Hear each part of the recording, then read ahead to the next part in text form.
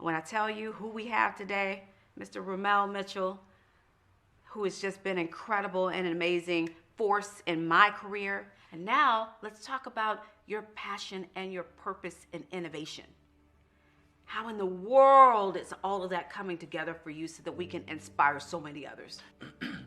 When we think about this, those ideas that you talked about being so powerful, ideas help to fuel innovation. And if we expand and broaden our horizons, if we start reading, if we start thinking about, the impact that AI is going to have, for instance, as a topic on everything. If we think about the way in which AI is impacting healthcare or law, there are innovations that are about to occur. When we think about currency, we're talking about currency a bit, right? When you think about the impact that the blockchain is going to have on digital currency. We're already talking about metaverse. I mean, I've been shocked at seeing how, land and property is being purchased virtually, and now they're building virtual worlds. You and I've been in HoloLens and in Oculus, and so we've been building mixed reality 3D, and now we're seeing 3D come to life in a way where you now can bring all that together, blockchain Ethereum at the lowest level, and then building virtual characters on top of that. When in the world did we ever think that we were going to be in a place that we were going to be able to go off and do this level of integration? And we're trading in virtual reality. The worlds are all coming together. Our digital twins actually have real impact, right? Think about this. So you mentioned the metaverse. If you are able to travel anywhere almost instantaneously in a metaverse, what does that do, right? What does that do for maybe your virtual avatar? What does that do for your ability to learn and meet new people in a way that you haven't?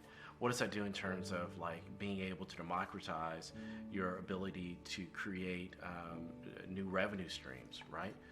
So, I could put this, not being funny, but I mean.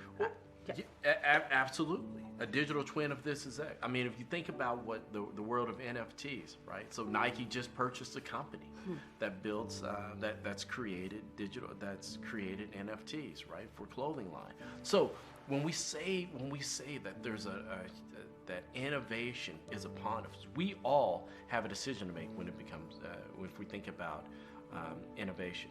We have the decision, we're going to actively become innovators and embrace it, or we're not. The question is, what can you afford?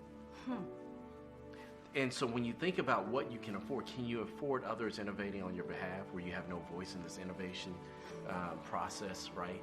Where you see all these changes and transformations that are taking place that are not just, some abstract idea that are impacting you, but that are directly impacting your livelihood, right? Or impacting your ability to move and to create, if you choose to do so. Or do you want to have a voice, a seat at the table? And what I suggest, and what I think you're suggesting, is that we have to look at these things and we have to say, we should all innovate and we should capitalize on the innovation, because it's not only good for us personally as we think about our career, it's not just good for our company.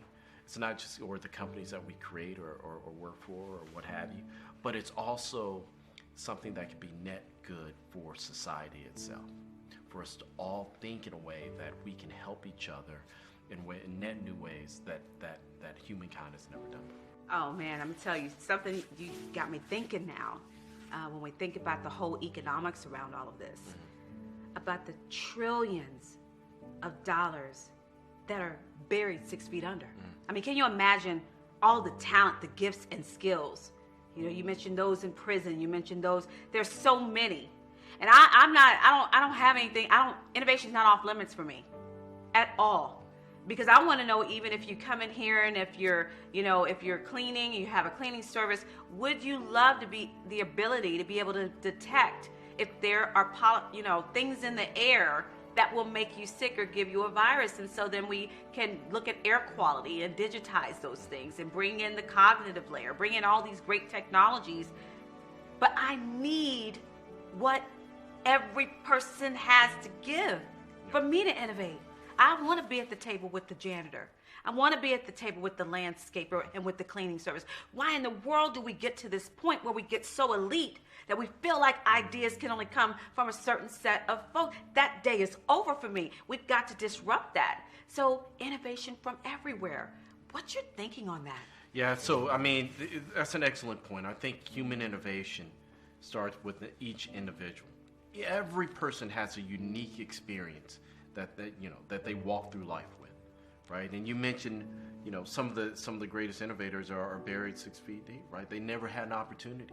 Some of them are actually locked up, right? They're in a situation where they're not able to use their creativity and their genius, if you will, to benefit society more broadly. And I think that this is one where we have to have innovation as built into our curriculum, built into our course of who we are, built into our DNA. And that's where society wins. It's an opportunity for us to innovate, to create, to maximize who we are, to invest in others. I'll give you this example. I've had an opportunity to meet with a number of astronauts and a few folks that have been Apollo astronauts. And in one of the conversations that I had, one of the astronauts, I think it was Charlie Duke, he said, this phone has, my phone has more memory than we had when we were landing on the moon. And, think about that. You're walking around with a supercomputer in your pocket. You're walking around with a or your purse or what have you. You're walking around we're all walking around with a supercomputer. But what are we doing with it?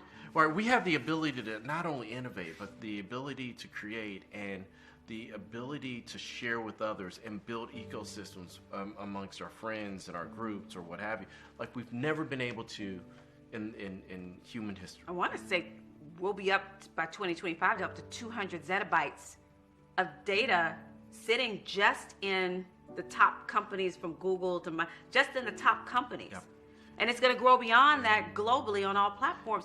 Can you even imagine? And it's going to go, exponentially higher. You mentioned zettabytes. I would say that, when we probably first started our career, even going back 10, 15 years ago, that was a theoretical concept, right? Yeah. You have that much data. Now with the metaverse, you mentioned this a little earlier. What type of innovation is going to occur actually within the metaverse itself? I don't even have a clue how we're going to store all those assets. Right. How in the world can you store contextualized assets, virtual assets, bring all of that together to be able to breathe life into data ecosystems that don't even have a clue of how these things are all going to come together? Yeah. And so we're going to wrap up here. That's what this platform is for.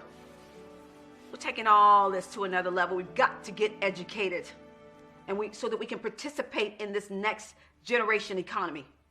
We're going to wrap up here. What in the world can you tell this audience, that those who know that during COVID, because my heart has gone out to so many people who lost their jobs and they won't return us back. That's what I wrote this book about. What could you tell them about taking risks and moving to this next phase? Because we need all of them. What would you tell them? I think that I love this term. And I want you to talk to them. I love this term risk. And, Therese, you just mentioned risk. I think the biggest risk that you can take right now, the biggest risk that we can all take right now is not investing in ourselves. Not taking this moment, not taking this opportunity to think about what the future has ahead of you.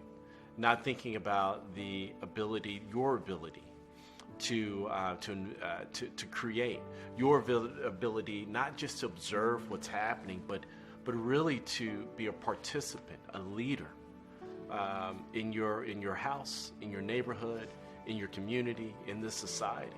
And you don't have to make a huge jump. We're not saying make the next Fortune 1 or next Fortune 10 or Fortune 100 company. We're talking about being able to take what you have, your experiences, learn from those experiences, invest in the time, the energy, the effort to learn, to educate yourself, to build a network, and start to create. We can all become consumers, but we don't necessarily all have to be consumers. We can all also be producers. So produce, create, invest in yourself, and and share. So that would be my word and feedback. Yeah. Boy. I could do this all day. Like I told you all earlier, we're going to wrap up here with another episode of Disrupt You. Can I want to say follow you at something, because I know you're on social media. You're on LinkedIn. They can follow you on LinkedIn. Yep. Tell them where they can find you. So I'm on LinkedIn, Raamel Mitchell on LinkedIn, and then also Really Raamel. So on Instagram. You got a Really Raamel Instagram? Yeah, I'm Really Raamel on Instagram. Really, Yeah, Raamel. so you can be really on Instagram with me, so we'd love to have you there. I'm so excited. We will be back for another episode soon, and can't wait to see you all again. Let's go.